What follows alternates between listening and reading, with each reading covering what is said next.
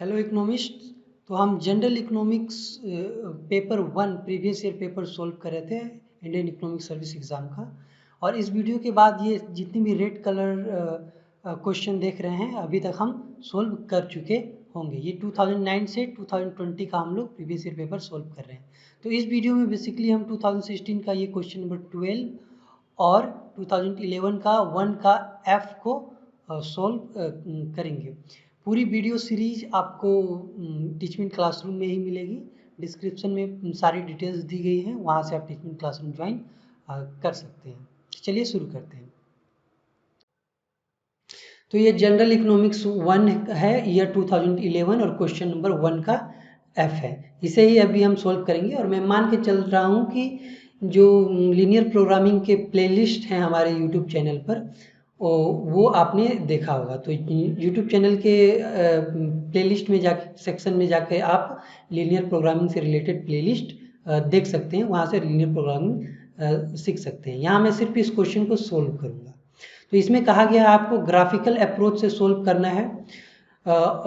तो graphical approach से solve करने का जो सबसे पहला प्रोसेस होता है कि इस इक्वालिटी को हम क्या करते, इस इनइक्वालिटी को हम मान लेते हैं कि ये इक्वल है। ठीक, यानी कि इक्वल मान लेने का मतलब क्या हुआ कि हम मान लेते हैं कि 2x plus 2y is equal to 3 है। यहाँ आप लिख सकते हैं let 2x plus 2y is equal to 3। और फिर यहाँ पर 2x, अब ये तो जीरो ही हो जाएगा तो इसे लिखने का जरूरत नहीं है, तो 2x इज इक्वल टू 1 है। ठीक, तो अब हम क्या कर सकते हैं, इस इक्वलिटी को हम एक लाइन खींच सकते हैं 2 डायमेंशनल प्लॉट पे। ठीक, तो 2 डायमेंशनल प्लॉट पे लाइन खींचने का जो सबसे आसान तरीका होता है, क्योंकि अगर आप इस प्लॉट पे लाइन ड्रॉ करना चाहते हैं तो आपको पहले तो पॉइंट पता होना चाहिए कि ये लाइन किस किस पॉइंट पे होगा। तो एक तरीका है कि हम एक बार x को 0 ले लें, तो यहाँ पे इसमें से कोई एक पॉइंट आएगा यहाँ पर, और एक बार y को 0 ले लें, यहाँ पर कोई पॉइंट आएगा इधर, इसमें इधर कोई, तो उन दोनों को एक जोड़ देंगे तो ये इक्वेशन का एक लाइन बन जाएगा। ठीक, तो वही काम यहाँ पे हम करेंगे। यानी कि ये इक्वेशन 1 में, जैसे मान लीजिए ये इक्वेशन 1 है और इक्वेशन 2 है, तो हम क्या करेंगे, इक्वेशन 1 में हम सबसे पहले क्या करेंगे, यहाँ देखते हैं कि अब मैंने मान लिया ये x है और यहाँ y है।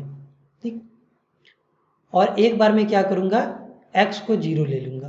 ठीक, x को 0 लूँगा तो y इज इक्वल टू क्या हो जाएगा, यहाँ पे आप देख सकते हैं x को 0 लेने के बाद यहाँ 2y इज इक्वल टू 3 बचेगा। ठीक, अब 2y इज इक्वल टू 3 मतलब y इज इक्वल टू 3/2, यानी कि 1.5 भी आप इसे लिख सकते हैं। तो y इज इक्वल टू 1.5 हो जाएगा। अब इसी तरह अब हम एक बार क्या करेंगे, y इज इक्वल टू 0 ले लेंगे।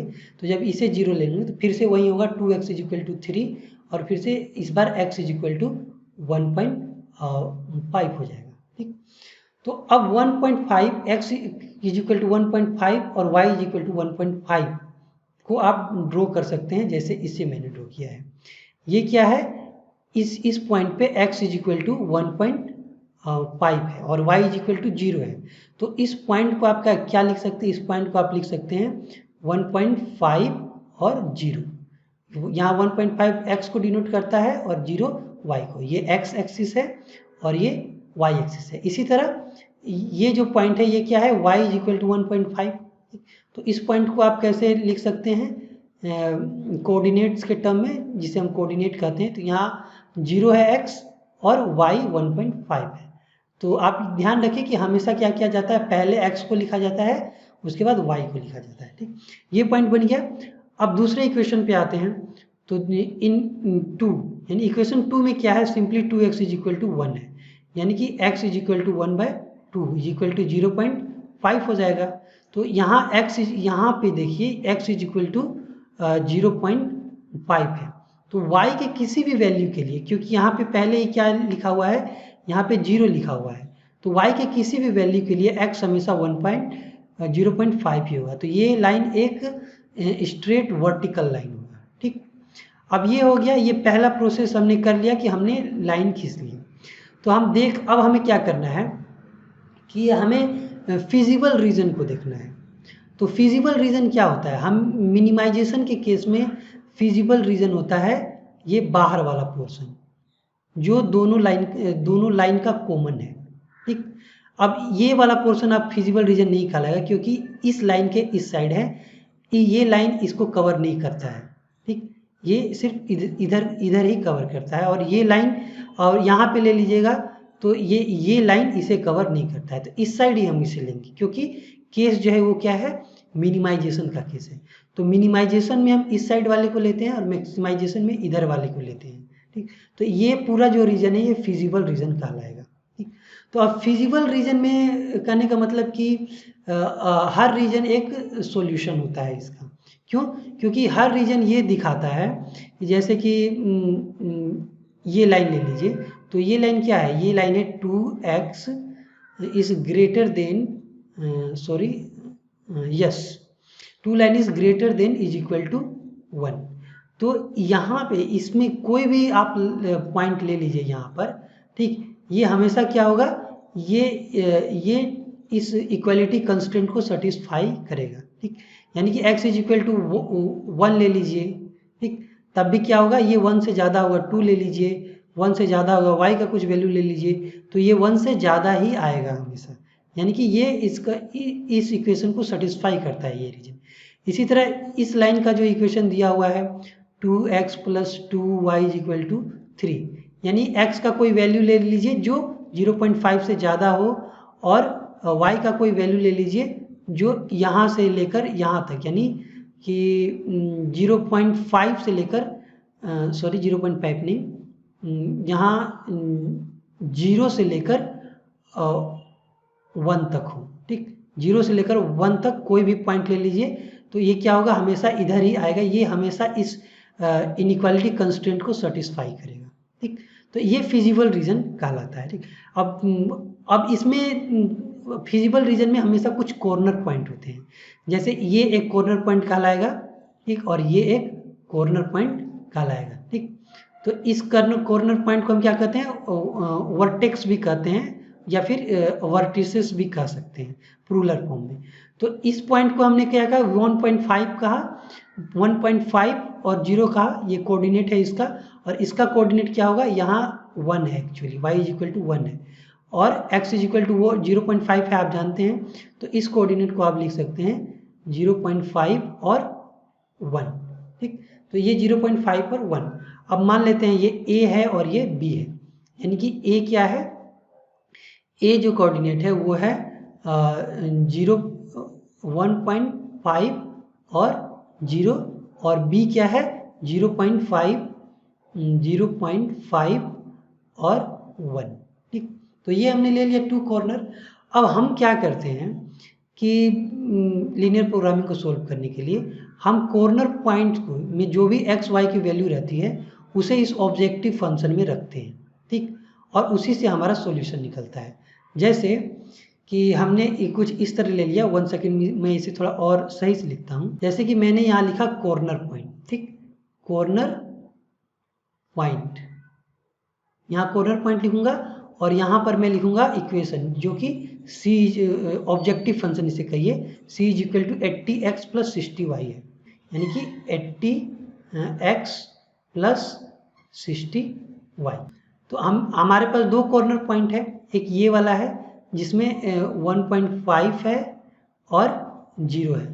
ठीक, 1.5 है, x इज इक्वल टू 1.5 है, और y इज इक्वल टू 0 है, और इसे हम पॉइंट a कहते हैं।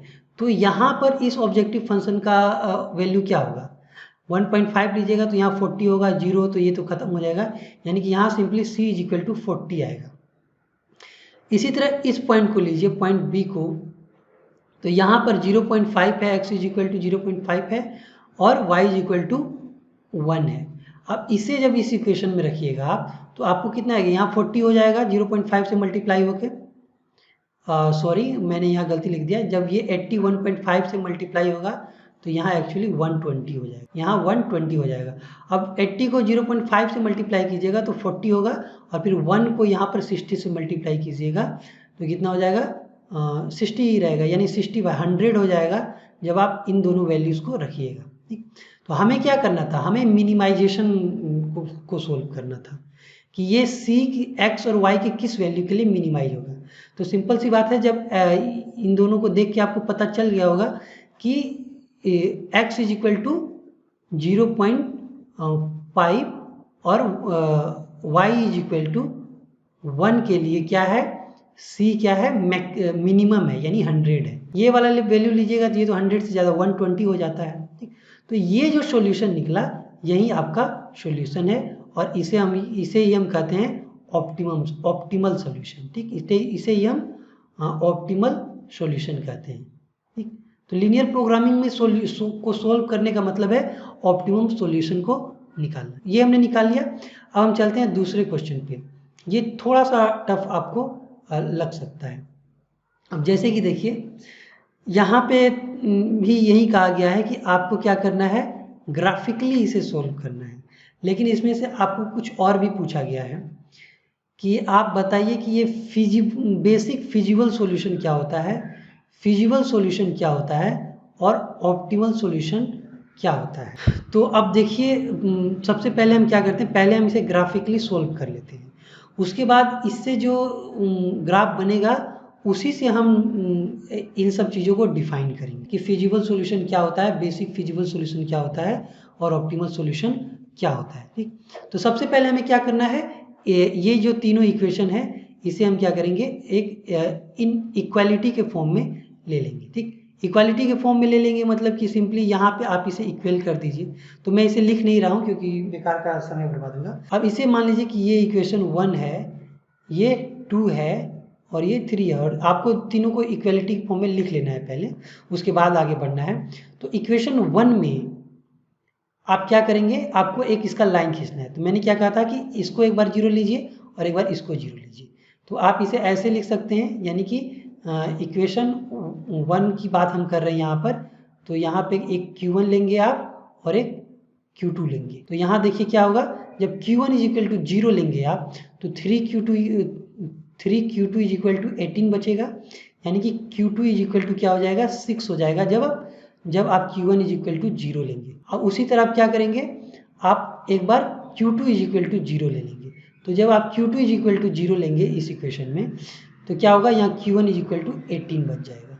ठीक, अब इन दोनों को आपको क्या करना है, ग्राफ में प्लॉट कर देना है। जैसे कि यहाँ पर देखिए ये क्या है, Q1 इज इक्वल टू 18 और ये क्या है, Q2 है, ये यहाँ है Q2 इज इक्वल टू 6। ठीक, तो ये दोनों पॉइंट को मिलाने से देखिए ये लाइन बन जाता है। ये बहुत ही आसानी से आप कर सकते हैं और इसे हम मान लेते हैं O है ये।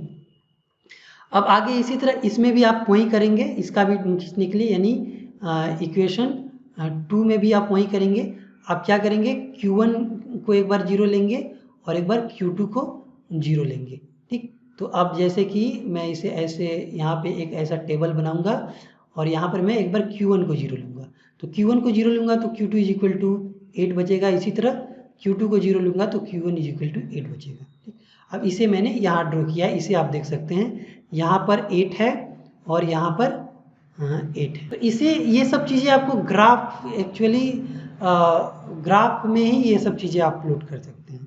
तो अगर आपसे ये क्वेश्चन पूछा जाएगा तो आपको ग्राफ पेपर भी दे दिया जाएगा, अदरवाइज आप अप्रोक्सीमेटली इसे ड्रॉ कर सकते हैं। इसका प्रैक्टिस आप घर में ही कर ले ताकि ग्राफ पेपर नहीं मिले तो भी आप सोल्व कर लें। अब देखिए, अब यही काम हम इसके साथ भी करेंगे। यहाँ पर भी हम क्या लेंगे कि एक बार हम Q1 इज इक्वल टू 0 ले लेंगे और एक बार Q2 इज इक्वल टू 0 लेंगे। तो जब Q1 इज इक्वल टू 0 लेंगे हम यहाँ पर तो Q2 इज इक्वल टू 14 होगा और उसी तरह Q2 इज इक्वल टू जब हम 0 लेंगे तो यहाँ पर क्या होगा, Q1 is equal to 2Q is equal to 14 यानी Q इज इक्वल टू 7 होगा। ठीक, जिसे हमने यहाँ पर प्लॉट किया। यहाँ पे देखिए ये Q2 इज इक्वल टू 14 है और ये Q1 इज इक्वल टू 7 है। तो अब इतना तो हमने कर लिया। अब इसमें देखिए फिजिबल रीजन कौन सा है।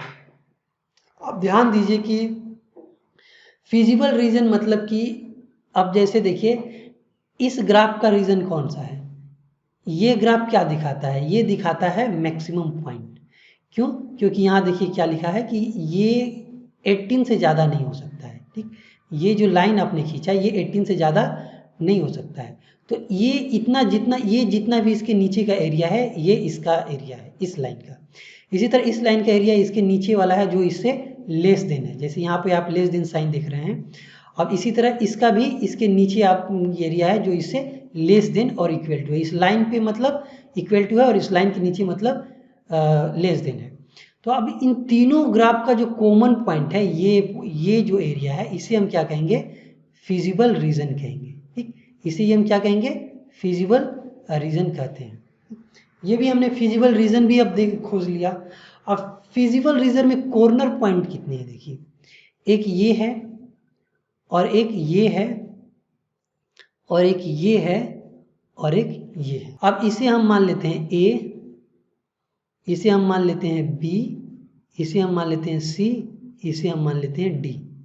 ठीक, अब पॉइंट ए क्या दिखलाता है, ये दिखलाता है कि y इज इक्वल टू 6 है और x इज इक्वल टू 0 है। तो पॉइंट ए को आप कॉर्नर पॉइंट को आप पहले लिखेंगे सोल्व करने के लिए, कॉर्नर पॉइंट। तो सबसे पहला कॉर्नर पॉइंट ए हमने माना, ए इज इक्वल टू क्या है, नहीं ए इज इक्वल टू नहीं, ए बस हम डिनोट करें इस कॉर्नर पॉइंट को, तो ए है 0, x इज इक्वल टू 0 और y इज इक्वल टू 6 है।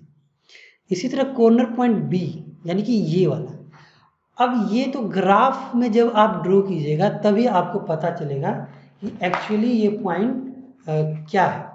तो यहाँ आप कैसे पता कर, अब मान लीजिए आपको ग्राफ नहीं मिले तो आप कैसे पता करेंगे कि ये कॉर्नर पॉइंट क्या है। तो ये आपके लिए एक बहुत ही मुश्किल काम हो सकता है, लेकिन मैंने तो पहले से सोल्व किया हुआ है तो मुझे पता है कि ये जो बी पॉइंट है ये है 3, 5।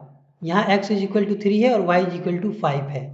और ये जो सी पॉइंट है ये क्या है, ये x इज इक्वल टू 6 है और y इज इक्वल टू 2 है। ठीक, और ये जो डी पॉइंट है ये क्या है, ये तो सिंपली आप देख ही सकते हैं कि x इज इक्वल टू 7 है और y इज इक्वल टू 0 है। ठीक, आप इसे भी ले सकते हैं लेकिन इसको लेने का कोई मतलब नहीं है, ये भी फिजिबल रीजन में ही आ जाता है। हम इसे यही 4 पॉइंट्स को लेते हैं। ठीक, अब इन 4 पॉइंट्स को हमने ले लिया और 4 पॉइंट्स को लेकर ये मैं बताऊंगा कि अगर आपके पास ग्राफ ना हो तो आप कैसे करेंगे, क्योंकि आप ये तो देख सकते हैं कि ये 7, 0 है और ये 0, 6 है, लेकिन ये दोनों आप बिना ग्राफ के पता नहीं कर पाएंगे। बिना ग्राफ के पता करने का आइडिया मैं अभी आपको बताऊंगा, लेकिन पहले हम इसे सोल्व कर लेते हैं। तो सबसे पहले जो हमें function y is equal to Q1 to Q2 मिला था उसे हमें क्या करना है, मैक्सिमम वैल्यू उसका हमें खोजना है। ठीक, तो यहाँ मैं z नहीं लिखूंगा, यहाँ मैं y लिखूंगा। तो यहाँ हो जाएगा y is equal to Q1 plus, sorry मैं xy बोल रहा था, Q1 Q2 बोलना चाहिए था मुझे, कि यहाँ Q1 इज इक्वल टू 0 है और Q2 इज इक्वल टू 6 है। इस पॉइंट पर Q1 इज इक्वल टू 3 है, Q2 इज इक्वल टू 5 है, और इस पॉइंट पर Q1 इज इक्वल टू 6 है और Q2 इज इक्वल टू 2 है। इसी तरह इस पॉइंट पर Q1 इज इक्वल टू 7 है और Q2 इज इक्वल टू 0 है। तो Q1 Q2 ही मान के आप चलिए। तो यहाँ पर Q2 Q2 दिया हुआ है। अब इसे ही हमें क्या करना है, देखना है कि किस पॉइंट पे ये वैल्यू मैक्सिमम होगा। तो अब सबसे पहले हम देखेंगे कि x इज इक्वल टू 0 के लिए और y इज इक्वल टू 6 के लिए इसका वैल्यू क्या होता है। तो जब x इज इक्वल टू 0 होगा और y इज इक्वल टू 6 होगा तो इसका वैल्यू कितना होगा, ये 12 होगा। बहुत ही आसानी से सोल्व कर सकते हैं। इसी तरह पॉइंट बी पे आप देखिएगा तो x इज इक्वल टू 3 और y इज इक्वल टू 5, यानी 5 टू जा 10, यानी 5 दूनी 10 और 3 यहाँ 13 हो जाएगा। y इज इक्वल टू, अगर x इज इक्वल टू 3 है और y इज इक्वल टू 5 है तो इसका value, sorry Q1 is equal to 3 है और Q2 इज इक्वल टू 5 है तो y इज इक्वल टू 13 हो जाएगा। इसी तरह इस पॉइंट को भी आप देखिए तो यहाँ पे 6 लीजिएगा आप, यहाँ पे 2 लीजिएगा, यानी 6 और 4 हो जाएगा यहाँ पर, यानी 10 हो जाएगा। और फिर इसी तरह इस पॉइंट को लीजिएगा तो यहाँ पे 7 होगा, यहाँ पे 0 होगा, यानी कि टोटल यहाँ पर 7 हो जाएगा। तो हमें क्या करना था, मैक्सिमाइजेशन करना था। तो ये वैल्यू आप देख रहे हैं ये क्या है, ये है मैक्सिमम। तो यही हमारा क्या है, ऑप्टिमम सॉल्यूशन है। क्या है हमारा, ऑप्टिमल सॉल्यूशन। ठीक, यही हमारा ऑप्टिमल सॉल्यूशन है। तो इसे आप ऐसे लिख सकते हैं कि ऑप्टिमल सॉल्यूशन क्या है, Q1 is equal to 3, Q2 is equal to 5 और जो ये y हमारा ऑब्जेक्टिव फंक्शन है y इज इक्वल टू कितना निकला है, 13 निकला है। यानी Q1 इज इक्वल टू 3 और Q2 इज इक्वल टू 5 के लिए ये y इज इक्वल टू 13 एक मैक्सिमम वैल्यू है सारे कंस्ट्रेंट को ध्यान में रखते हुए। ठीक, तो ये हमने बहुत ही आसानी से सॉल्व कर लिया इसे। अब पहला जो मैंने क्वेश्चन रेज किया था कि अगर आपके पास ग्राफ पेपर नहीं है तो आप इसे कैसे पता करेंगे कि ये वर्टेक्स क्या है और ये वर्टेक्स क्या है। तो सबसे पहले देखिए कि ये लाइन किस इक्वेशन का है और ये जो पॉइंट है इस ये लाइन और ये लाइन एक दूसरे को इंटरसेक्ट कर ये दोनों इंटरसेक्ट कर रहे हैं। तो इन दोनों के इक्वेशन को जब आप सोल्व कीजिएगा तो ये आपको जो x और y का वैल्यू निकलेगा ये b को डिनोट कर।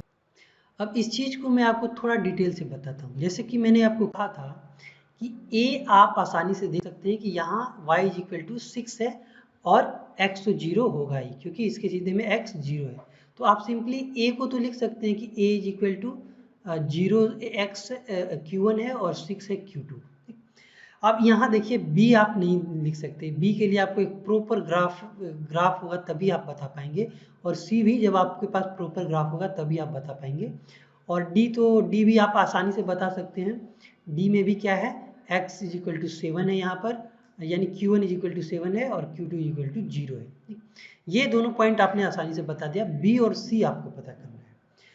तो यहाँ देखिए कि ये लाइन का इक्वेशन ये है, इस लाइन का इक्वेशन ये है और इस लाइन का इक्वेशन ये वाला है और ये दोनों यहाँ पर इंटरसेक्ट करते हैं, यानी कि इन दोनों लाइन का जो सॉल्यूशन होगा वही इस बी पॉइंट के कोऑर्डिनेट को बताएगा। तो इसे कैसे सोल्व कर सकते हैं, जैसे इस लाइन का इक्वेशन है q1 plus q2 is equal to 8 और इस लाइन का इक्वेशन है q1 plus 3 q2 is equal to 18।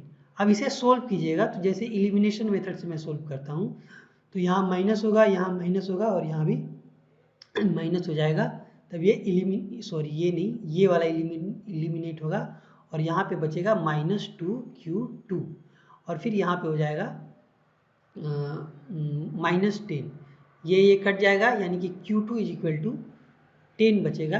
अब q2 is equal to q2 is equal to 10/2 होगा और q2 इज इक्वल टू क्या हो जाएगा अल्टीमेटली 5 हो जाएगा।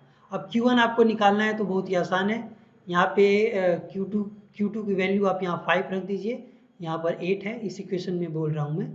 तो यहाँ पे q1 इज इक्वल टू क्या निकल जाएगा 8 - 5 इज इक्वल टू 3, यानी कि ये जो बी पॉइंट है ये क्या दिखाता है, बी पॉइंट दिखाता है actually q1 is equal to 3 और q2 इज इक्वल टू 5 को। तो ये रफ में करके एग्जाम में रफ में करके आप इस पॉइंट को b को इस तरह से डिनोट करके लिख सकते हैं, जैसा कि आपने यहाँ भी देखा है कि हमने b 3 और 5 निकाला है। तो 3 और 5 अगर आप फिर आंसर शीट में करने लगिएगा तो वहाँ स्पेस उतना नहीं होगा आपके लिए, ये रफ वर्क में आप ये सब कर लें। अगर ग्राफ दिया हुआ तो अच्छी बात है, लेकिन फिर भी ग्राफ में भी आप कर रहे हैं तो एक बार आपको वेरीफाई कर लेना चाहिए कि जो ग्राफ से आप कंक्लूड कर रहे हैं वो सही है या नहीं। अब इसी तरह इस पॉइंट को जानना है तो ये पॉइंट ये लाइन और ये लाइन इंटरसेक्ट कर रहे हैं इस पॉइंट पे, तो इस लाइन के इक्वेशन को और इस लाइन के इक्वेशन को आपको सोल्व करना है। ठीक, यानी कि इस लाइन का इक्वेशन क्या है यहाँ पे q1 होगा और यहाँ पर q2 होगा, 2q2 plus q1 is equal to 14। Let me verify सही तो है, हाँ 2q1 plus q2 is equal to 14, sorry फिर मैंने यहाँ q2 लिख दिया। ठीक है, 2q1 plus q2 is equal to 14 और फिर ये इस लाइन का इक्वेशन है और फिर इस लाइन को इंटरसेक्ट कर रहा है और इस लाइन का इक्वेशन है ये वाला, यानी कि q1 plus q2 is equal to 8। अब इसे भी आप एलिमिनेशन मेथड से सोल्व कर सकते हैं, यहाँ पे माइनस होगा, यहाँ पे भी माइनस हो जाएगा तो ये एलिमिनेट हो जाएगा, यानी यहाँ बचेगा q1 इज इक्वल टू 6 बचेगा। और उसके बाद इसकी वैल्यू आप किसी भी इक्वेशन में रख दीजिए q1 की, जैसे इसी में रख देता हूँ तो इसमें रखिएगा जब q1 की वैल्यू तो q1 6 हो जाएगा is equal to plus q2 is equal to 8 और अल्टीमेटली आप इसे लिख सकते हैं q2 is equal to 8 - 6 is equal to 2, यानी कि ये पॉइंट हो गया 6 और 2, यानी पॉइंट सी क्या हो गया, पॉइंट सी हो गया 6, q1 इज इक्वल टू 6 और q2 इज इक्वल टू 2। आप यहाँ भी देख सकते हैं, मैंने वही लिखा था शायद, हाँ, मैंने यहाँ पे 6 और 2 लिखा था, तो सेम चीज़ हमने निकाल लिया यहाँ पर भी। तो ग्राफ में भी इससे भी आपको पता ना चल, ग्राफ से भी अगर आपको पता चल रहा है तो एक बार वेरीफाई आप जरूर कर ले एग्जाम में, ताकि आंसर गलत ना हो। अगर समय हो तो, नहीं हो तो आप सिंपली बना ले, प्रोसेस आपका सही होना चाहिए, आंसर थोड़ा गलत भी हो जाए तो भी मेरे ख्याल से नंबर मिल जाना चाहिए आपको। ठीक है, तो इतना हो गया। और जो अगली बात थी, आपको ये समझना था distinguish between basic solution, basic feasible solution और फिजिबल सॉल्यूशन और ऑप्टिमल सॉल्यूशन।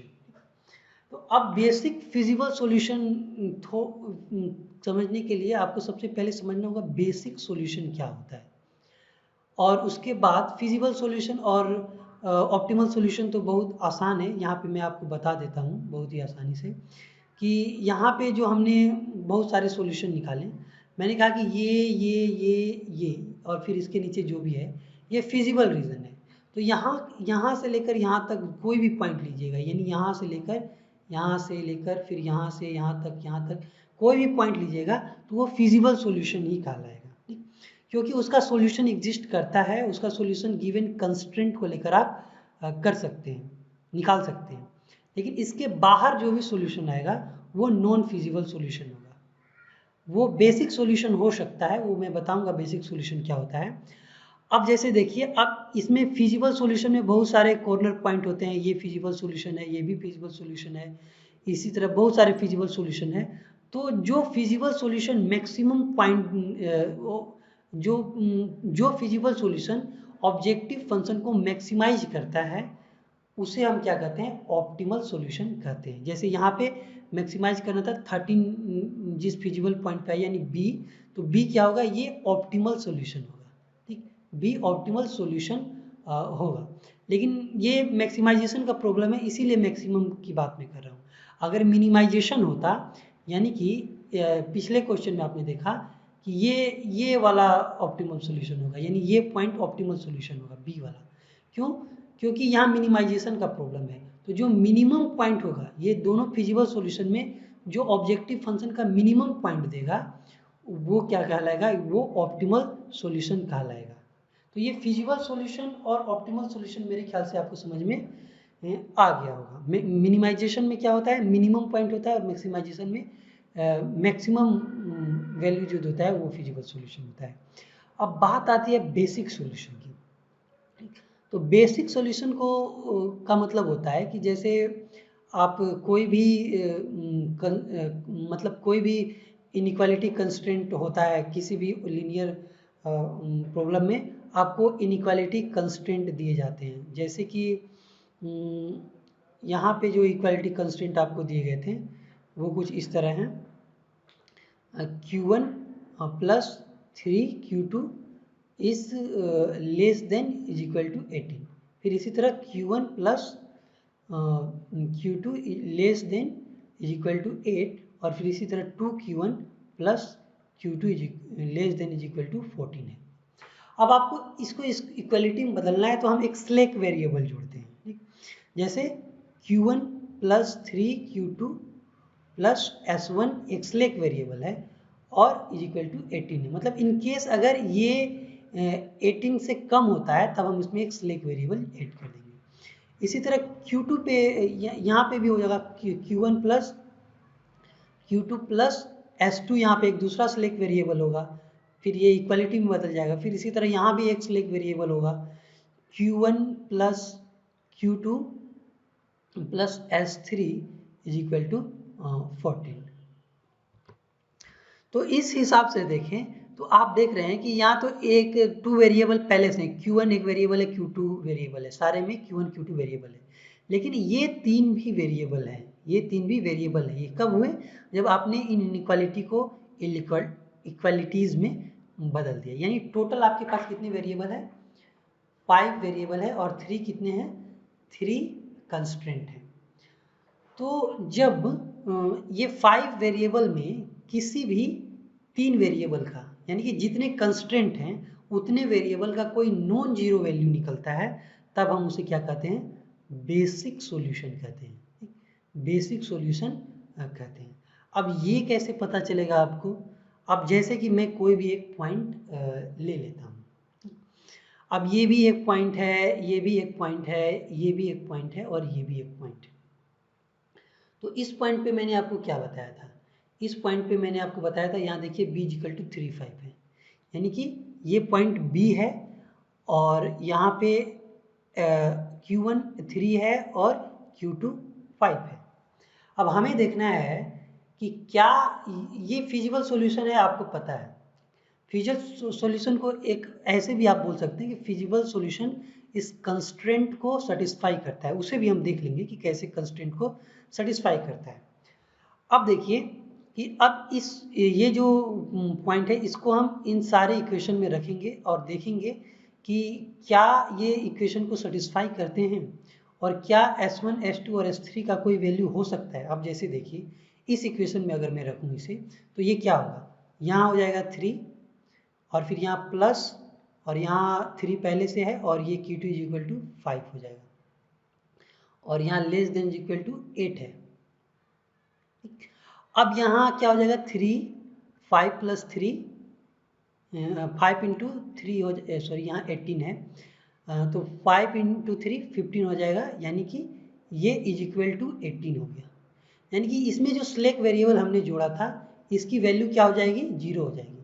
पहले तो आप यहाँ पे लिख लेंगे कि Q1 की वैल्यू हम पहले से हमें पता है, यहाँ पे हमने 3 माना है और Q2 की वैल्यू हमने 5 माना है। अब S1 की वैल्यू हमने देखा ये दोनों मिलकर इक्वल ही हो जाते हैं इसके इस वैल्यू के लिए, तो यहाँ पे S1 0 होगा क्योंकि S1 का कोई वैल्यू हो जाएगा तो 18 से ये ज़्यादा कम हो सकता है, इसीलिए S1 क्या होगा, इस स्लैक वेरिएबल का वैल्यू 0 होगा। अब इसी तरह इस इक्वेशन में हम देखेंगे, यानी कि ये वाला तो इसका पार्ट था, अब इस इक्वेशन को हम देखते हैं तो Q1 की जगह पे 3 फिर Q2 की जगह पे 5, यानी कि ये भी इक्वल ही है, ये भी इक्वल है, यानी कि यहाँ भी ये जो S2 स्लैक वेरिएबल है ये क्या है, S2 स्लैक वेरिएबल 0 होगा, क्योंकि अगर ये 0 से ज़्यादा कम हुआ तो ये फिर इज इक्वल टू 8 नहीं होगा, कुछ ज़्यादा कम हो जाएगा।